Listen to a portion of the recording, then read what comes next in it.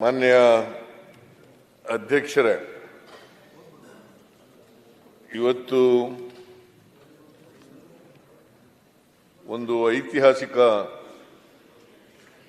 ದಿನ ಅಂತೇಳಿ ನಾನು ಭಾವಿಸ್ಕೊಂಡಿದ್ದೇನೆ. ಇವತ್ತು ಸುವರ್ಣಸೌಧದಲ್ಲಿ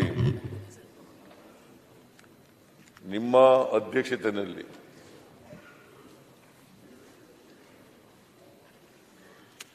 ಬಸವಣ್ಣನವರ ಕಾಲದ ಅನುಭವ ಮಂಟಪ, ಅದರ ತೈಲ ಚಿತ್ರವನ್ನ ಇವತ್ತು ಅನಾವರಣಗೊಂಡಿದೆ.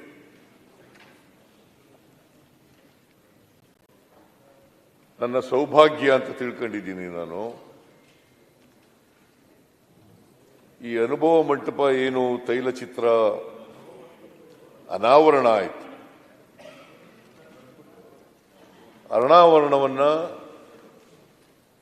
ನನ್ನ ಕೈನಿಂದ ಮಾಡಿಸಿದ್ದೀರಿ. ನಾನು ಈ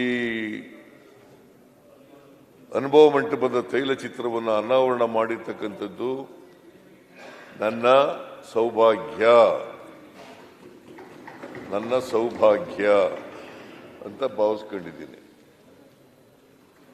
12ನೇ ಶತಮಾನದಲ್ಲಿ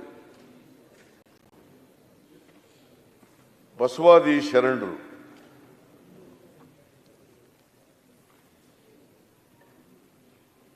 ಒಂದು ಸಾಮಾಜಿಕ ಕ್ರಾಂತಿಯನ್ನ ಈ ನಾಡಿನಲ್ಲಿ ಮಾಡಿದರು.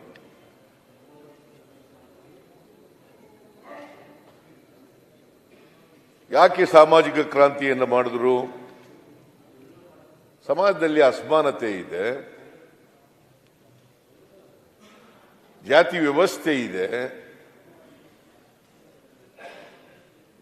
ಸಮಾನತೆಯ ಸಮಾಜ ನಿರ್ಮಾಣ ಆಗಬೇಕು.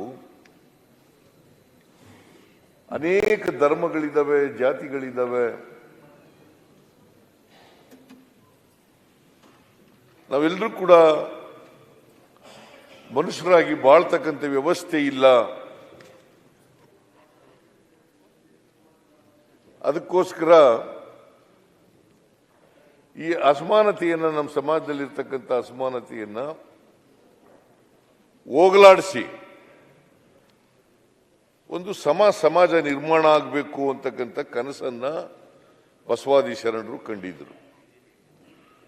ಜಾತಿ ವ್ಯವಸ್ಥೆ ಹೋಗ್ಬೇಕು, ಕರ್ಮ ಸಿದ್ಧಾಂತ ಹೋಗ್ಬೇಕು,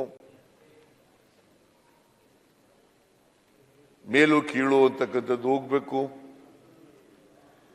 ಶ್ರೀಮಂತರು ಬಡವರು ಅಂತಕ್ಕಂಥದ್ದು ಹೋಗ್ಬೇಕು, ಎಲ್ರಿಗೂ ಸಮಾನ ಅವಕಾಶಗಳಿರ್ತಕ್ಕಂಥ ಒಂದು ವ್ಯವಸ್ಥೆ ಬರಬೇಕು. ಕರ್ಮ ಸಿದ್ಧಾಂತವನ್ನ ಸಂಪೂರ್ಣವಾಗಿ ಬಸವಾದಿ ಶರಣರು ತಿರಸ್ಕಾರ ಮಾಡಿದರು. ಕರ್ಮ ಸಿದ್ಧಾಂತ ಯಾಕಂದ್ರೆ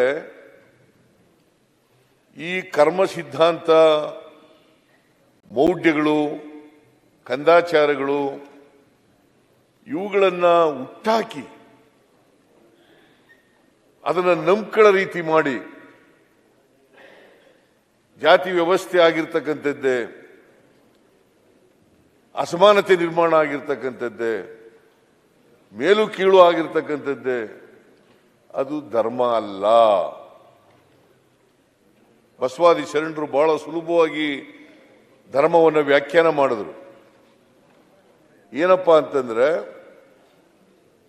ದಯೆಯಿಲ್ಲದ ಧರ್ಮ ಯಾವುದಯ್ಯ,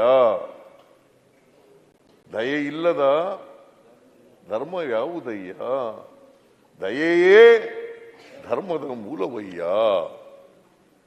ದಯೆಯೇ ಧರ್ಮದ ಮೂಲವಯ್ಯ. ಬಹಳ ಸುಲಭವಾಗಿ ಧರ್ಮವನ್ನ ವ್ಯಾಖ್ಯಾನ ಮಾಡಿ ಎಲ್ಲ ವಿದ್ಯಾವಂತರಿಗೆ, ಅವಿದ್ಯಾವಂತರಿಗೆ, ಶೂದ್ರ ಜನಾಂಗದವರಿಗೆ, ಅಸ್ಪೃಶ್ಯ ಜನಾಂಗದವರಿಗೆ ಅರ್ಥ ಆಗೋ ರೀತಿಯಲ್ಲಿ ಹೇಳಿದ್ರು.